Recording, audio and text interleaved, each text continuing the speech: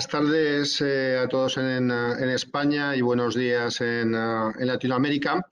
Estamos aquí para presentaros una charla que lleva por título Violaciones de datos. ¿Pensáis que necesitamos más regulaciones o deberíamos comenzar a implementar cifrado de extremo a extremo? Actualmente tenemos un mundo con muchas. Lo ideal sería que no hubiera brechas de seguridad, pero como bien sabéis y bien habéis vivido en los últimos tiempos, pues hay que plantear que eso pues cada vez es más complicado por la diversidad que tenemos a nivel de dispositivos de interconexión. Entonces, en esta sesión, en este webinar, lo que vamos a discutir es que de diferentes aspectos, desde la parte de regulación, desde la parte de tecnología y también desde la parte normativa, qué podemos hacer para realizar, pues eso, alcanzar esa utopía que sería, pues eso, conseguir un mundo ideal sin brechas de seguridad. Conmigo están otros dos panelistas. En concreto tenemos aquí a Laura Martínez Retamar, que es abogada, consultora senior y graduada en Derecho por la Universidad Carlos III de Madrid y está especializada en Derecho de las Telecomunicaciones, Internet y Audiovisual. Actualmente trabaja en Global Suite Solutions como consultora de privacidad y experta en Reglamento General de Protección de Datos Personales, apoyando en su implantación a los diferentes clientes de la organización. Y también pertenece al equipo del área de compliance de la organización, dando apoyo legal a todas las áreas que lo precisan. También está con nosotros Eric Valderrama, que es un apasionado, él se define como pues, apasionado por la ciberseguridad y que cuenta con una amplia experiencia, principalmente en el sector financiero, colaborando en seguridad de infraestructuras críticas. Posee certificaciones y formaciones de organizaciones como ESI Council, PCB y Homeland Security, entre otras. Y también es instructor certificado de ciberseguridad y colaborador en organizaciones como DevOps Latam, Cloud Security Alliance. En mi caso concreto, mi nombre es Jorge Edo, soy socio director de una empresa de consultoría, Moviliza Consulting, y de la parte formativa de Moviliza Academy. Y también llevo la dirección de formación del capítulo de Valencia de ISACA. Y en cuanto a titulaciones, pues soy ingeniero en telecomunicaciones, y dispongo de varios másters en seguridad de la información y privacidad, y dispongo de diversas certificaciones profesionales, principalmente pues, desde el punto de vista de seguridad, CISA y CDPS de ISACA, y soy instructor de PCB y dispongo de las certificaciones de PCB 27001 Lead Implementer, Lead Auditor, 22301 y otras más. Vale, pues dicha ya esta presentación, lo que vamos a hacer ya es, vamos a dar el primer paso al primer panelista. Está con nosotros, como os comentaba, Laura Martínez Retamar, quien va a abordar el tema o subtema, las brechas de seguridad de la información desde el punto de vista de la privacidad. ¿Qué nos cuentas al respecto, Laura? Bueno, Jorge, muchas gracias a todos y buenas tardes, buenos días. Bueno, dado que a mí me corresponde abordar este tema desde una perspectiva más legal, me gustaría iniciar con vosotros la conferencia compartiendo con vosotros la definición que la normativa europea en materia de protección de datos personales le otorga al concepto de violación de seguridad. Bueno, entonces, en este sentido, violación de seguridad al final es toda brecha de seguridad que lo que va a hacer es va a llevar a cabo la destrucción, pérdida o alteración accidental o ilícita de los datos que estamos tratando, o la comunicación o el acceso no autorizado a dichos datos. Entonces, si definimos cada uno de estos conceptos, la destrucción implicaría pues, que los datos no existen, o al menos no existen de una manera que sea útil para la empresa. El daño implicaría que los datos se han visto modificados o corrompidos, o que se encuentran inexactos. Por pérdida se definiría no como que los datos no existen, sino que la empresa ha perdido control sobre ellos o, por ejemplo, no obran en su poder. Y finalmente, por tratamiento ilícito o no autorizado, pues sería el caso en el que se produce una divulgación o un acceso no autorizado a dicha información. Luego, por otro lado, respecto a la clasificación de las violaciones de datos, el Comité Europeo de Protección de Datos, cuando entró en vigor el Reglamento General de Protección de Datos, llevó a cabo una revisión de las directrices que hasta ahora había llevado a cabo y entonces definió las violaciones de datos atendiendo a los criterios a los principios de seguridad de la información. Entonces, en este sentido, hablaríamos de violaciones de confidencialidad, violaciones de integridad y violaciones de disponibilidad. Entonces, por comentar un poco qué es cada una de estas violaciones, violación de confidencialidad implicaría, como he dicho antes, el acceso no autorizado o la divulgación ilegítima de datos personales a interesados que no tienen por qué acceder a esa información. Aquí, por poneros un ejemplo, pues sería el caso de la pérdida de un portátil que no se encontrará cifrado, de manera que aquella persona que se encontrara con ese dispositivo, pues podría acceder sin problema a la información que se encontrara en local, por ejemplo. Luego, respecto a violación de integridad, esto lo que significa es que se produce una alteración no autorizada o accidental sobre la información. Aquí un ejemplo sería el caso de un ataque por ransomware que cifra el contenido de los servidores y en ese caso pues las empresas para poder recuperar la información lo que tienen que hacer, bueno, lo que se les exige es pagar un rescate por ella. Y finalmente, respecto a las violaciones de disponibilidad, aquí digamos que se produce una pérdida de acceso, es decir, que la empresa no tiene disponible en ese momento la información. Y por poneros un ejemplo de este caso, pues sería la avería de los servidores donde se contienen las aplicaciones y contienen datos y en este caso, pues a causa de dicha avería, pues los usuarios no podrían acceder a la información contenida. Entonces, una vez aclarado el concepto de violación de datos y de cara a dar respuesta a la pregunta de si a día de hoy se necesitan más reglamentos o normativa en materia de seguridad, pues en el caso concreto de la Unión Europea, en 2018 entró en vigor el Reglamento General de Protección de Datos a modo de cuerpo normativo homogéneo, de manera que los Estados miembros de la Unión Europea deben aplicar en su integridad ese reglamento. Precisamente por tratarse de un reglamento y no de una directiva, los estados tienen que aplicarlo, como digo, de manera íntegra y directa, es decir, no necesitan transponerlo mediante ninguna normativa interna. Pero bueno, además del Reglamento General de Protección de Datos, existen otros cuerpos normativos también referentes a la seguridad de la información, como puede ser la Directiva 2016-680, que está en concreto, se refiere a temas de prevención, investigación o detección de infracciones penales. Luego también nos encontramos la Directiva ePrivacy y la Directiva NIS, y luego, por otro lado, en lo que se refiere a normativa sectorial, en este caso hablo del caso de España, pues nos encontramos, por ejemplo, la Ley General de Telecomunicaciones o la Ley de Servicios de la Sociedad de la Información. Y bueno, también es muy común que en materia de seguridad se emitan guías y estándares normativos de carácter internacional sobre, bueno, los que luego Jorge profundizará más adelante en su intervención. Pero bueno, si acudimos a lo que regula concretamente el Reglamento General de Protección de Datos, respecto de las violaciones de datos, el RGPD lo que exige a las empresas es que cuenten con medidas técnicas y organizativas apropiadas para garantizar precisamente un nivel de seguridad adecuado al riesgo que implica el tratamiento que están haciendo de los datos.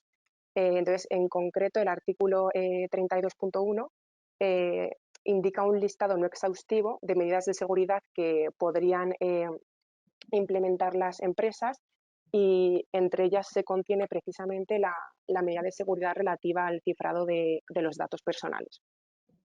Pero bueno, al final lo fundamental de este cuerpo normativo yo creo que es que se regula homogéneamente en todo el territorio de la Unión Europea cómo deben actuar las empresas en lo que a la comunicación de una incidencia se refiere. Es decir, cómo debe actuar la empresa cuando se produce una violación de seguridad en el seno de la misma, es decir, cómo debe actuar respecto a la comunicación.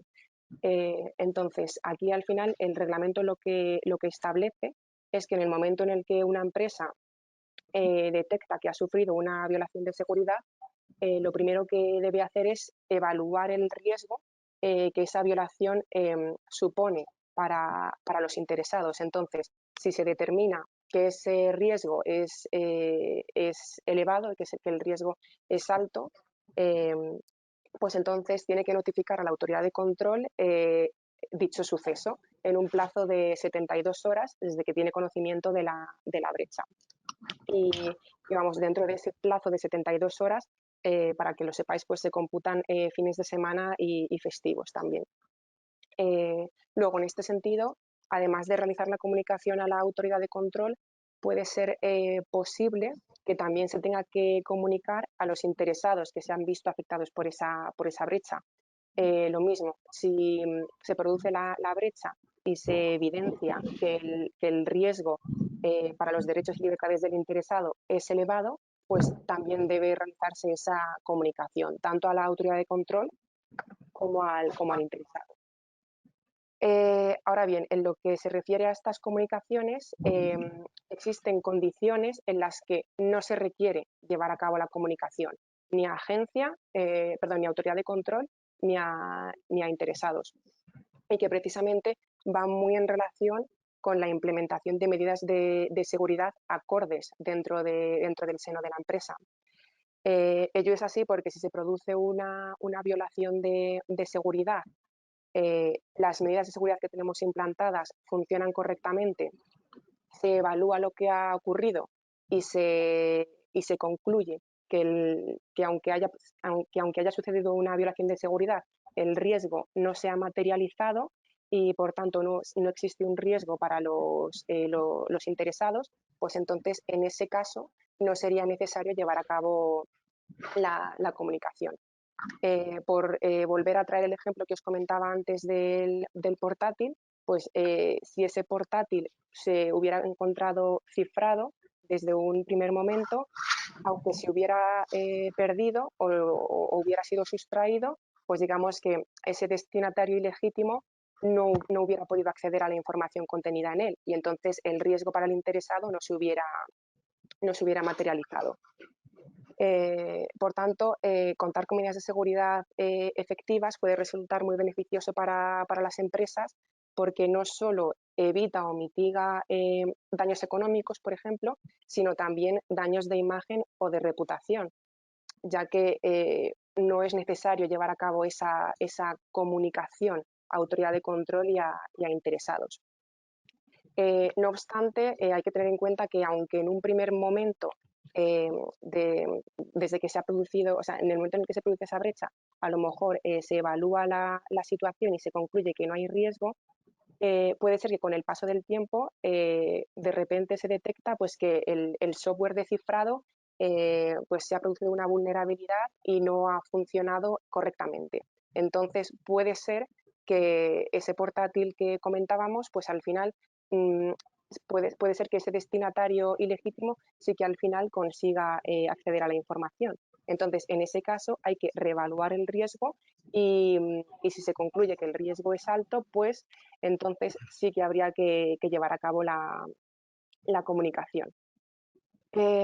Luego, además, para finalizar mi intervención, sí que también me gustaría enfatizar la importancia de evidenciar y documentar las violaciones de datos, ya que el RGPD también te obliga a documentar ese proceso, qué es el hecho que ha ocurrido, las medidas de seguridad que no han funcionado correctamente, por qué es por lo que no han funcionado, es decir, que quede registro de qué es lo que ha pasado y sobre todo cómo se ha solucionado para que no vuelva a repetirse.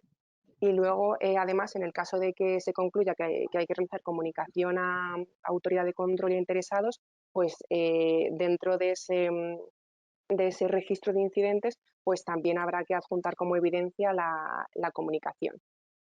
Pero bueno, al final, como tal, el RGPD lo que no te establece es un modelo estándar de registro de incidentes. Entonces, al final, pues cada empresa puede utilizar el registro que considere más apropiado y que se integre mejor en sus sistemas de gestión. Al final, lo importante es que el registro que la empresa implante, pues te permita llevar un control y poder realizar una consulta de todo el ciclo de vida de esa brecha de seguridad. Entonces, bueno, como conclusión a mi intervención al final, lo que diría es que si hemos tenido la mala suerte de haber sufrido una violación de datos, bien porque contamos con medidas de seguridad que no son suficientes o teniendo medidas de seguridad, pues resulta que no han sido efectivas, pues lo que hay que hacer es actuar con rapidez, detectar qué es lo que ha pasado, y mitigar el riesgo y sobre todo evaluar el riesgo de cara a si es necesario realizar la comunicación a autoridad de control o a interesados. Así que bueno, os agradezco la atención de esta primera intervención y le devuelvo la palabra a Jorge de nuevo.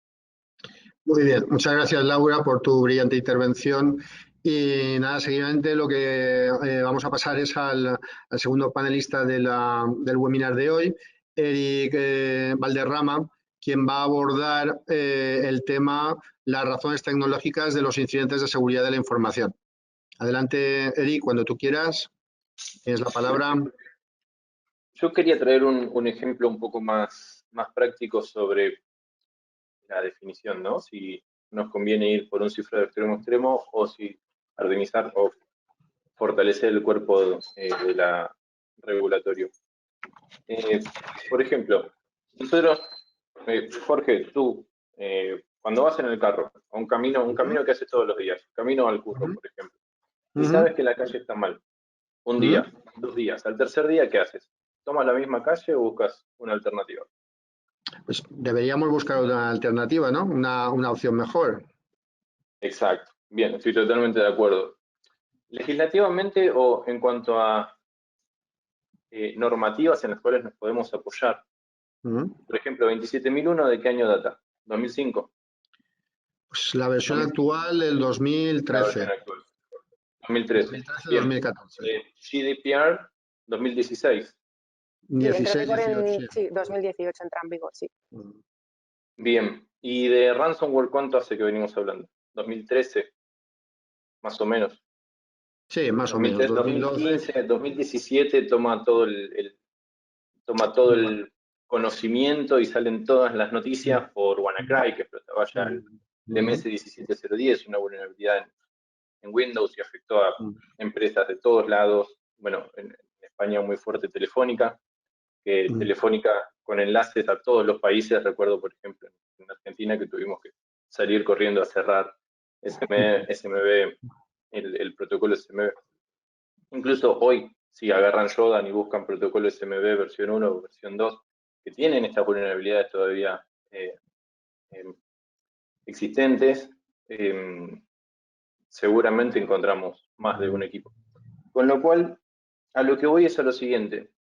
No creo que el camino sea fortalecer los cuerpos regulatorios. Yo creo que las regulaciones están. Y las regulaciones, en ciertas medidas, son buenas. No estoy hablando de códigos procesales a nivel penal o cómo tipificar el delito informático, porque a ese nivel siempre y en todos los países las legislaciones llevan años de desfasaje con la realidad. ¿Sí? en términos legales, se empieza a legislar cuando hay un hecho que es, cuando hay un hecho que empieza a sentar precedente, cuando hay un hecho que empieza a provocarse de manera reiterada, entonces hay que regularlo, hay que normarlo. En términos de delitos informáticos, por ejemplo, en Argentina tenemos una ley, la 26388, que enmarca varios de los delitos informáticos, pero hay cosas que todavía no están reguladas hoy por hoy y al avance de la tecnología, ¿no? ¿Cómo regulamos o en qué marco nos apoyamos, por ejemplo, para un hurto o un robo de criptomonedas? Está bien, lo podríamos llegar a encarar, lo podríamos llegar a enmarcar dentro de, en un supuesto caso, un phishing, ¿no? Le llega un phishing a una persona que tiene su wallet en la empresa X y coloca su usuario, su contraseña, y el atacante luego le vacía la billetera. Pero hay ataques súper conocidos, como los de MTGOX, por ejemplo, que vaciaron y dejaron un montón de gente sin poder acceder a sus billeteras, de sus fondos. Y eso, hoy por hoy, todavía sigue sin estar normado. Creo que la industria más enmarcada y más legislada en términos de ciberseguridad es la banca, bueno, La banca. por un hecho bastante comprensible, ¿no? Pero, sin embargo, creo que otras industrias como la salud, sumamente críticas, todavía no tienen la madurez que tiene la banca hoy en día, y ha sido foco de ataques, de muchísimos ataques. Entonces, a lo que voy es a lo siguiente.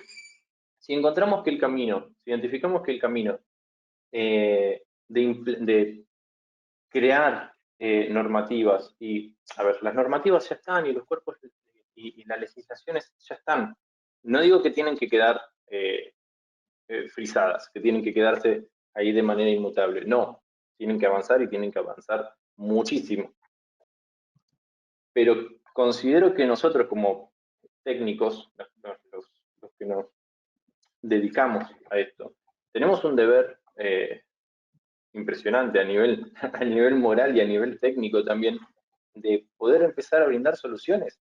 ¿Cómo puede ser que sigamos hablando del eslabón más débil como el usuario final? ¿Por qué no desarrollamos soluciones orientadas a no tener que usar más password? ¿Por qué seguimos hablando de tu contraseña tiene que tener más de 8 caracteres, usar mayúsculas, minúsculas? Busquemos soluciones adicionales. Yo particularmente creo que el cifrado extremo a extremo es una solución que ya debería estar implementada hace 1000 años. Entiendo que todavía hay compañías que tecnológicamente no pueden migrar a plataformas más actualizadas, como por ejemplo plataformas cloud, que no pueden implementar multifactor authentication, que no pueden implementar autenticaciones biométricas porque su core de negocio está desactualizado, digamos, a ver, seguimos programando en COBOL. Entonces, si seguimos programando en COBOL, hablar en algunas cosas de face recognition o de huellas dactilares es como hablar del futuro, ¿no? Cuando son cosas que ya están implementadas. Pero yo creo que el cifrado extremo a extremo, que los backups en automático, que adoptar tecnologías como cloud, adoptar tecnologías como infraestructuras as a service, incluso infraestructuras que sean efímeras. A ver, Docker lo tenemos hace un montón de años y es una tecnología que no está plenamente adoptada. Seguimos hablando de virtualizaciones o seguimos hablando de appliance en servidores. Entonces, mi punto de vista, yo considero que el camino es ese. Creo que el camino es empezar a tomar técnicamente soluciones, empezar a implementarlas y empezar a buscar las formas de poder justificarlas. ¿Por qué? Porque la ciberseguridad en ciertos ámbitos sigue viéndose como un gasto. Porque sentarse con los C-Levels a planificar el budget del próximo año para ciberseguridad sigue siendo un inconveniente, sigue siendo una pérdida de dinero. A mí en algunas ocasiones me sirvió el hecho de tal vez establecerlo como una analogía con un seguro, ¿no? Pero en términos específicos, hay formas de granularizar cuánto podés llegar a perder. Haciendo un threat modeling, haciendo un análisis de riesgos, un análisis de amenazas, podés llegar a identificar cuánto dinero podrías estar perdiendo por un ataque. Un ataque simple, un ataque sencillo, te llega un phishing, le hiciste doble clic y te instalaste un ransomware. O hoy, justo esta mañana, estaba leyendo nuevamente sobre Motet. Motet es un malware que lleva un montón de tiempo junto con TrickBot. Creo que por 2013 o 2014 había dado una charla de ellos. Pero llevan un montón de tiempo. Entonces, ¿cómo puede ser que ese tipo de malware y ese tipo de... A ver, el phishing, sigue existiendo el phishing. Tenemos que buscar soluciones para poder hacer que 7 de cada 10 correos son spam o son malware. Intentemos bajar eso. Si no, vamos a seguir hablando de técnicas para poder contrarrestar, por ejemplo, cifrado de un equipo, cuando en realidad deberíamos estar pensando en tecnologías novedosas, en tecnologías que, está bien, me cifraron este equipo, no hay ningún tipo de problema, tengo toda la información en cloud. Cifra el equipo, saco el disco, pongo otro y ya está. Entonces, a ver, si ya tenemos un cifrado, tenemos cifrados de disco en Windows, tenemos cifrado de disco. BitLocker creo que viene desde Windows 7 en adelante. Entonces, me roban un equipo, si pierdo un equipo, no hay problema, la información está cifrada, no van a poder accesarla. Entonces, si no implementamos lo que tenemos, y hace un montón de años que lo tenemos, y si no nos adaptamos a las mejores prácticas, que no tenemos que inventar la rueda, no tenemos que inventar el hilo negro, ya están las cosas inventadas, ya hubo un montón de gente que se sentó a pensar por nosotros o que nosotros colaboramos a pensar en esas cosas. Y agarrar 27.001, agarrar 27.002, agarrar 27.035, la 27.032, implementarla, lleva una planificación y lleva un montón de tiempo. Pero si no lo hacemos, vamos a seguir buscando excusas o buscando formas de poder remediar las brechas de seguridad que siguen sucediendo. Por algo en 2020 fue el año que mayor cantidad de ciberataques hubo. Muy bien. Perfecto, pues nada, muchas gracias, Eric, por tu brillante intervención. Y nada, seguidamente voy a comentar yo la parte relativa a marcos regulatorios, buenas prácticas, qué puedo hacer para o qué herramientas me da el marco normativo, el marco regulatorio, para intentar, pues precisamente eso, mitigar, eliminar esos incidentes de seguridad de información que hemos comentado. Actualmente, después de digamos que la situación actual de COVID y de pandemia que estamos viviendo a nivel mundial, ha supuesto y va a suponer un antes y un después. Muchas empresas están planteando ya o están trabajando ya en entornos mixtos de teletrabajo y presencialidad o incluso 100% teletrabajo. O sea, las empresas han visto que la situación de teletrabajo pues no ha funcionado tan mal o ha funcionado bastante bien y claro, eso lo que provoca es que las brechas de seguridad sean más grandes, o sea, tenemos más dispositivos, más conexiones. Pues una cosa es tener 1.000, 2.000, 3.000, X mil personas o 20 personas en la oficina, donde yo puedo meter un control de accesos, unos tornos, unas medidas de seguridad, y otra cosa es que esas personas estén trabajando desde sus domicilios con unos routers domésticos con muy poca seguridad. Entonces, eso evidentemente incrementa el número de brechas de seguridad y la posibilidad de atacar al eslabón más débil, que como han comentado anteriormente mis compañeros, el eslabón más débil es el usuario final. Si eso le unimos que cada vez el tema de las redes sociales se ha incrementado de forma exponencial, digamos que estamos prácticamente retransmitiendo nuestra vida. Entonces, estoy en tal sitio, estoy en tal otro, con lo cual estamos dando mucha información a los ciberdelincuentes de cuál es, pues, dónde estamos, qué hacemos y cómo nos comportamos. Como bien también han comentado mis compañeros, digamos que hay mucho, o sea, se aplican mucho más medidas correctivas que preventivas. Pues, por experiencia profesional y tanto a nivel profesional como en clientes finales donde he estado trabajando o he hecho consultorías, auditorías, generalmente siempre se suele aplicar la herida, o sea, la venda después de que hayamos tenido la herida. Entonces, casi nunca se plantean, vamos a implantar unas buenas prácticas para ver cómo podemos mejorar. Siempre es al revés. Siempre es, primero tenemos el problema y luego buscamos la solución. Marcos regulatorios, como bien habéis comentado, hay muchos. Yo voy a comentar algunos de ellos. Uno de los inconvenientes que tenemos, como bien ha comentado Eric, es que los marcos regulatorios pues tienen su periodo de caducidad. Entonces, cada X tiempo se van renovando. Entonces, como bien ha comentado, la 27.001 es del 2013-2014. La norma es del 2013. La versión anterior era del 2005. Entonces, hay aspectos como el tema del cloud computing que actualmente pues, no están regulados en la 27.001. Sí que lo que últimamente se está haciendo un esfuerzo en ese tipo de marcos normativos para, por ejemplo, la 27.001 a través de otro estándar, otros dos estándares, que son la 27.17 y la 27.18, ha introducido marcos específicos de cloud computing. O en el tema de privacidad, que ha comentado anteriormente Laura, dentro de la misma familia de la 27.001 tenemos la 27.701 de hace prácticamente pues, un par de años, noviembre del 2019 es cuando vio la luz. Entonces, sí que hay se ve cierto interés o cierta agilidad a la hora de sacar normas. Entonces, ¿qué normas puedo comentaros que pueden ser interesantes?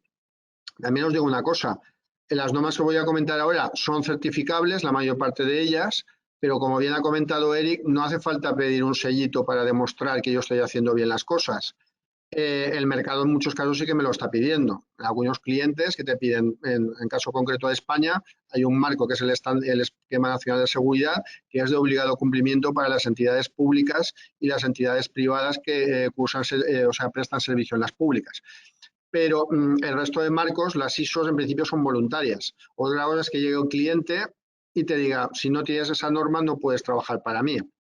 Entonces, marcos que hay, pues, tenemos el NIST, que es un marco específico de seguridad y ciberseguridad de Estados Unidos, la 27.001 que hemos comentado, que es específica de seguridad de la información, la que os comentaba anteriormente, la 27.701, que es de privacidad, esa es de noviembre del 2019. La propia familia de la ISO ha sacado de la 27.000, ha sacado dos ISO específicas de Cloud Computing, 27.017 y 27.18. Los principales proveedores de servicios en la nube pues, están certificados con este tipo de normas. Hay otra norma también que es de continuidad de negocio, 22.301. ¿Qué ocurre si tengo un incendio, una inundación o la situación que tenemos actualmente de pandemia? ¿Tengo mi negocio preparado para ese tipo de amenazas que puedan venir? No estoy preparado. Otra norma que también es interesante que le echéis un vistazo es la 31.000 orientada a gestión de los riesgos y riesgos en general, no solo tecnológicos, sino de cualquier otro tipo.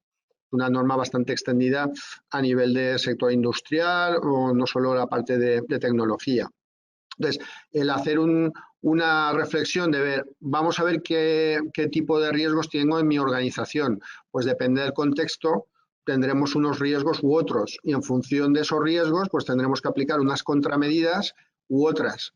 Ahí es donde entra el concepto de apetito de riesgo. O sea, ver cuál es el riesgo máximo que una organización se puede permitir. Hay empresas que son más críticas, como comentaba antes Eric, con el tema de los hospitales, que si, por ejemplo, se va la luz y pues tengo pacientes en la UCI y si no tengo el grupo electrógeno del hospital, no empieza a funcionar de forma correcta, pues probablemente esa gente pues igual tiene problemas o incluso algunos puede llegar a morir. Otros marcos también interesantes que a los que podéis echar un ojo, todo el tema de gestión de servicios IT a través de ITIL e ISO 20000, que es la certificable, o sea, certificar o mejorar en todo lo que tenga que ver con atención al usuario con el Service Desk, gestión de incidencias, gestión de problemas, gestión del cambio, o sea, cómo hago los cambios de subidas a producción. Como os comentaba anteriormente, tenemos el esquema nacional de seguridad aquí en España, que es obligatorio para las empresas públicas y las empresas privadas que prestan servicio a dichas empresas públicas. Y aquí en Europa tenemos una ley específica para infraestructuras críticas, que es la directiva NIS. Y en España en concreto tenemos la LPIC, la Ley de Protección de las Infraestructuras Críticas. Entonces, ¿qué ventajas le puede suponer a una organización pues, adoptar estos marcos? Ya os digo, no es necesario certificarnos. La certificación, digamos que igual es el paso siguiente. O sea, primero cojo esas normas, aplico esas buenas prácticas que me dicen qué cosas tengo que hacer o qué es conveniente que haga. Por ejemplo, la 27001 tiene 114 controles específicos de seguridad de la información, de buenas prácticas a realizar. Entonces, ¿qué ventajas me puede suponer el utilizar este tipo de marcos? Pues tener un sistema de gestión estructurado, o sea, crear una cultura de seguridad y de ciberseguridad dentro de la organización.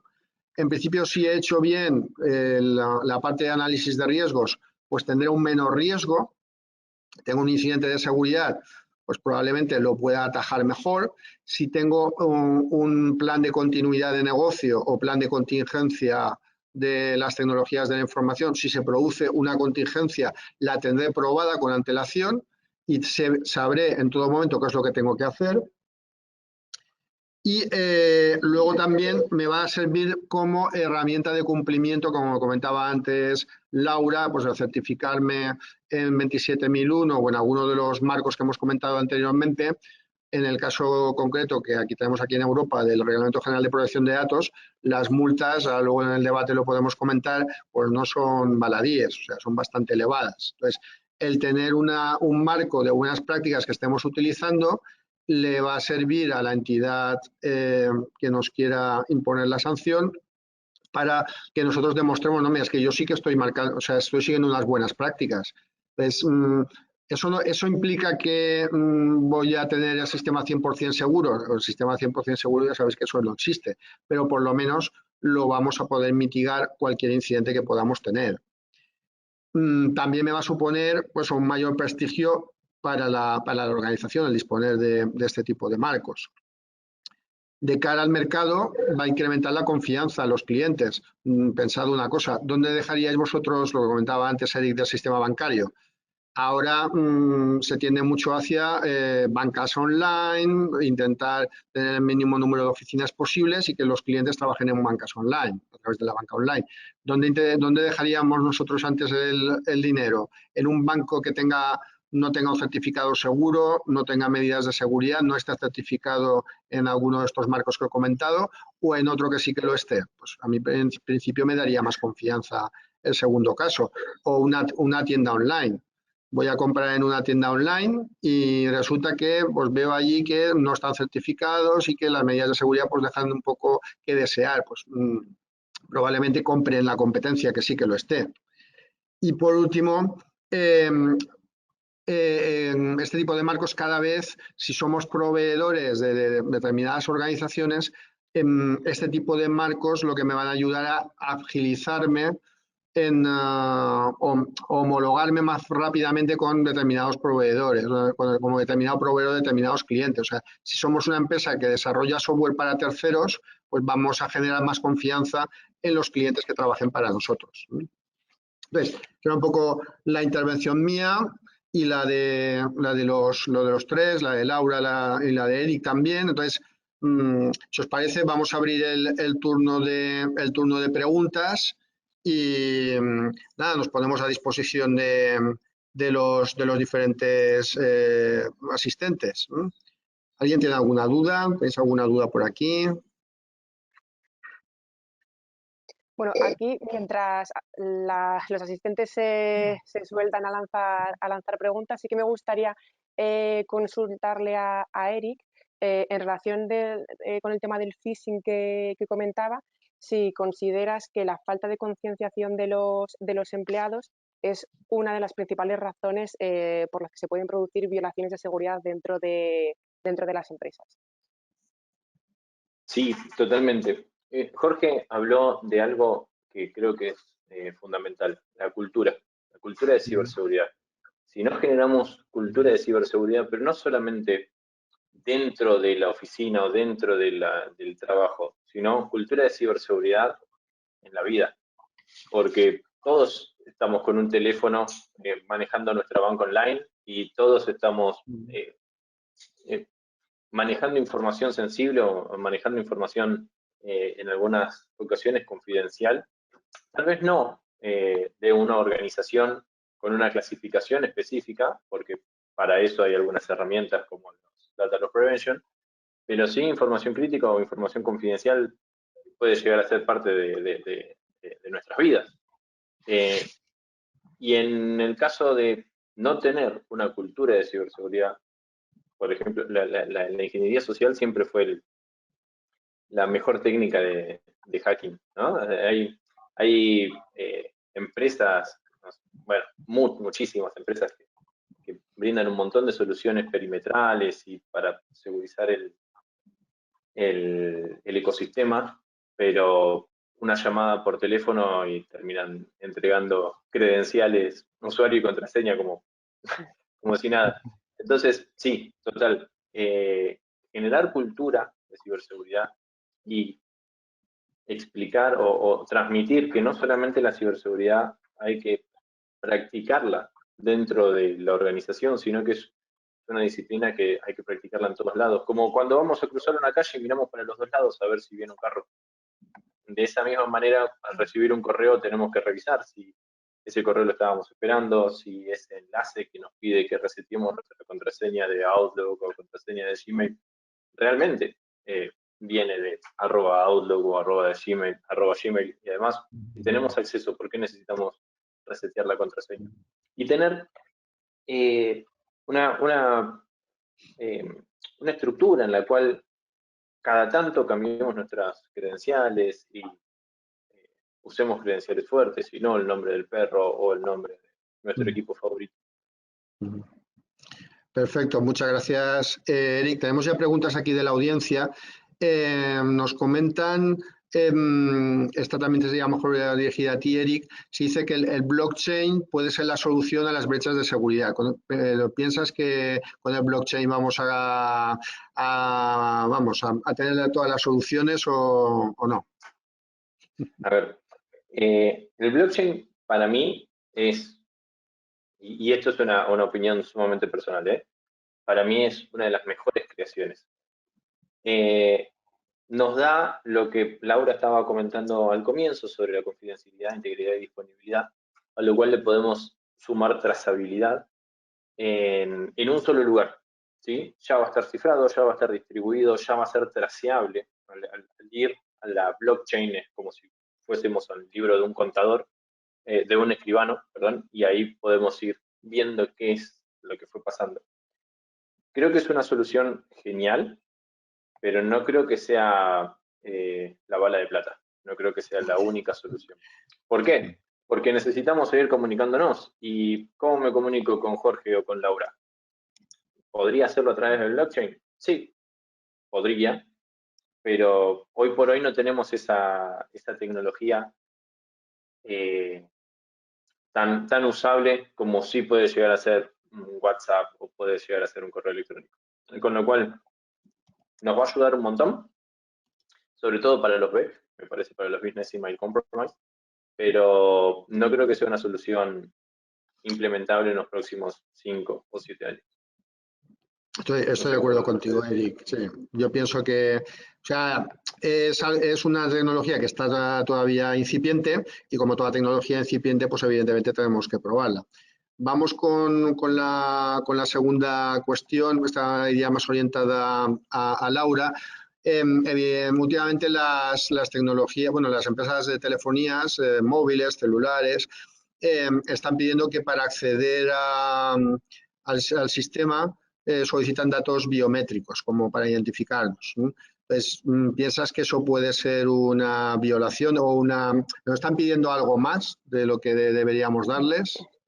Vale, pues aquí, teniendo como referencia lo que comentaba, el Reglamento General de Protección de Datos, al final ese reglamento, uno de los principios que marca es que el tratamiento de los datos debe ser proporcional, o sea, no podemos pedir más datos de los necesarios o de los que necesitamos para llevar a cabo ese tratamiento, precisamente en relación con el principio de minimización. Entonces, sí que es verdad que puede darse el caso que el hecho de solicitar un dato biométrico, como decías, sea excesivo para ese tratamiento, para esa identificación. O sea, puede ser que simplemente con el nombre o con el DNI más alguna clave, eso sea suficiente para identificar a esa persona de manera inequívoca sin tener que recurrir al tratamiento de un dato de carácter sensible, como puede ser el dato biométrico. Porque, de hecho, ahora el Reglamento General de Protección de Datos categoriza los datos entre datos de carácter especialmente sensible, como es el caso de datos de salud, biométricos, genéticos, y el resto de los datos. Entonces, de cara a tratar datos que se consideran especialmente sensibles, no todo vale, o sea, hay que buscar exactamente una base que te legitime correctamente a tratar ese dato. Entonces, aquí lo que hay que estudiar es, oye, ¿puedo identificar a esta persona simplemente pidiéndole el nombre, el DNI y algún otro dato más? ¿O realmente me requiere solicitarle un dato que se considera especialmente sensible? Entonces, este es el punto. O sea, al final la empresa tiene que tratar toda la información de manera proporcional al fin para el que va a tratar el dato. Entonces, sí que es verdad que pueden darse casos en los que las empresas se excedan. Entonces, digamos que esa es un poco la labor luego de las autoridades de control y del propio Comité Europeo de Protección de Datos, o sea, controlar que el tratamiento que se hace es adecuado, proporcional y correcto. Perfecto, muchas gracias, Laura. Nos preguntan también, esta la voy a contestar yo, si os parece, a nivel de marcos regulatorios, si hay algún checklist para diferentes sectores, como puede ser el sector bancario, sector empresarial. Pues, en concreto, la 27001 es un estándar, o sea, en principio es transversal a cualquier sector.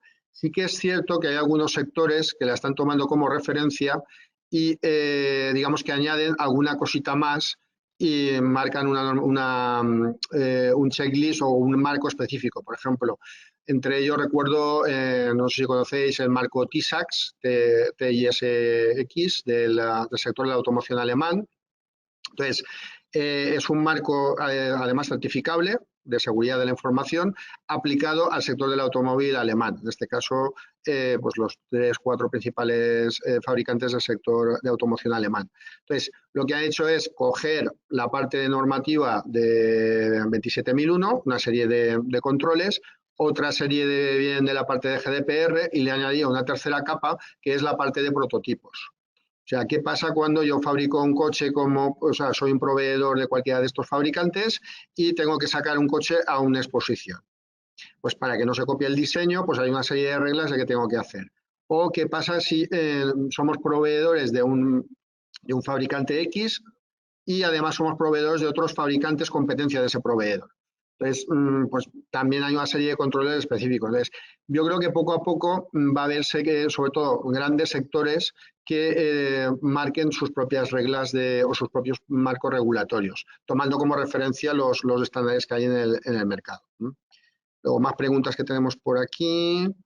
Vale, ¿qué escenarios recomiendan para el tema de los escenarios en ransomware?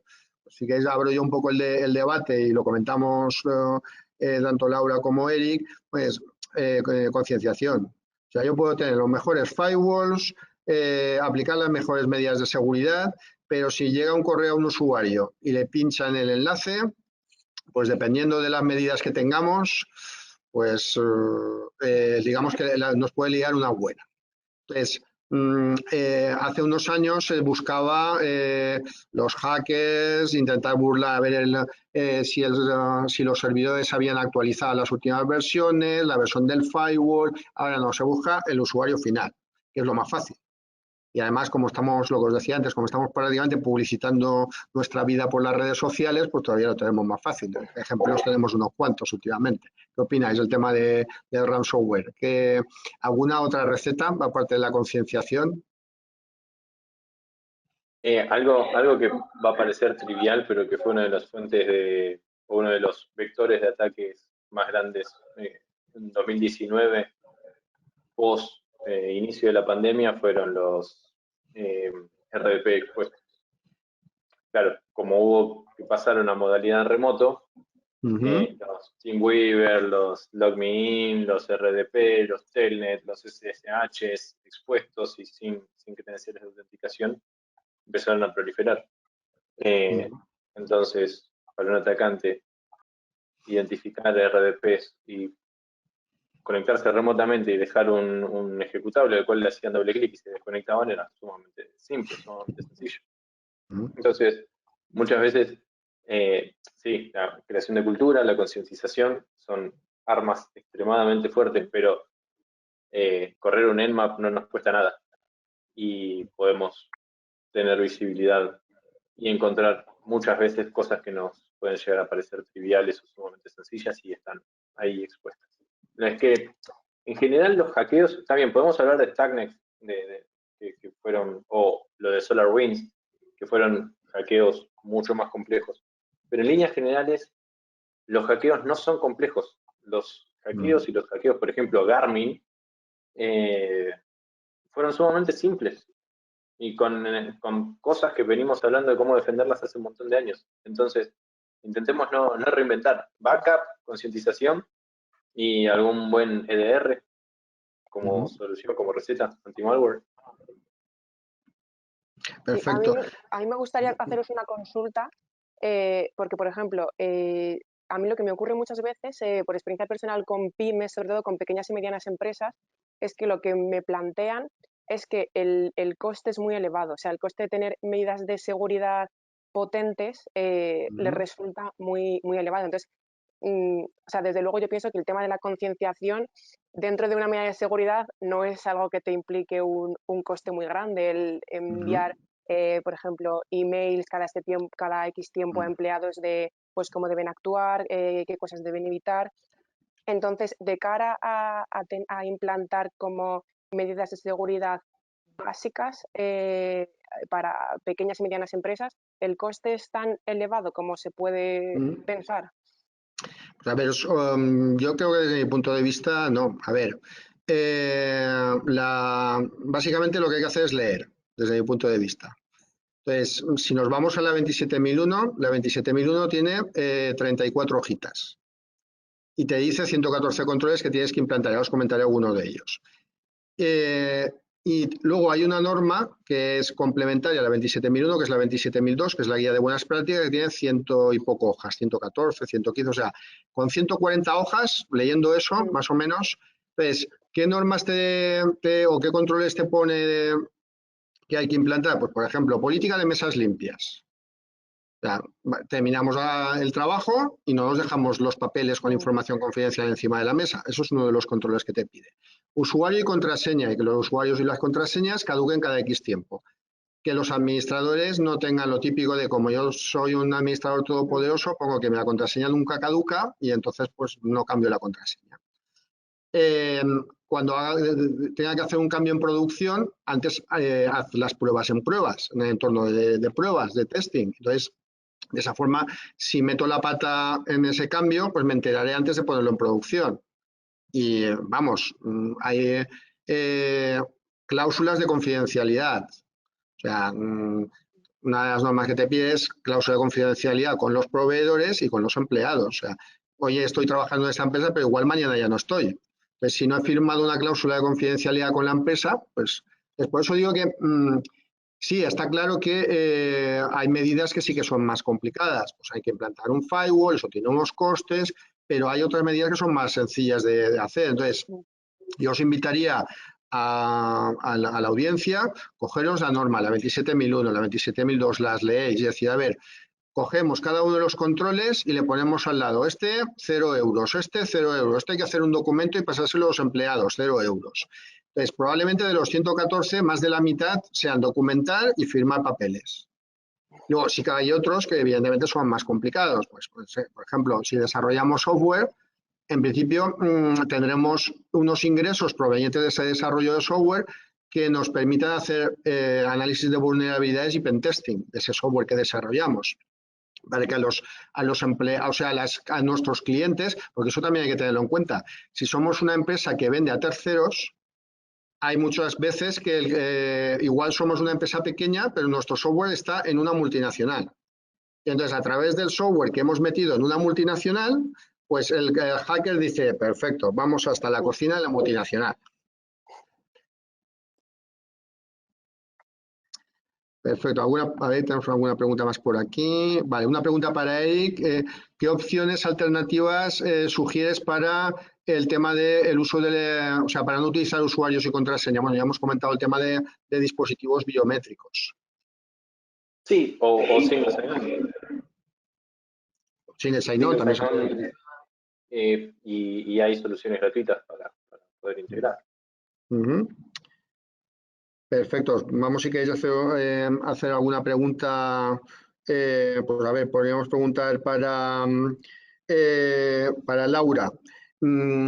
Imagínate que seamos una empresa multinacional que esté implantada en múltiples países y, claro, en cada país tenemos una legislación. Pues en España, que sí, lo que hemos comentado, el Esquema Nacional de Seguridad, la LOPD, el RGPD. Ahora resulta que esa empresa tiene delegación en Estados Unidos, en Argentina, en Chile, en Colombia, en Perú. Entonces, ¿ahí qué hacemos?